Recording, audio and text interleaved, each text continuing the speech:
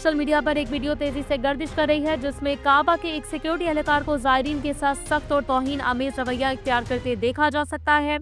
ये तर्ज अमल न सिर्फ ज़ायरीन की तौहीन है बल्कि खाना खुदा की हुर्मत के भी सरासर मुनाफी है। सऊदी हुकूमत को चाहिए कि इस वाक़े की मुकम्मल तहकीकात की जाए और जिम्मेदारों के खिलाफ कार्रवाई की जाए।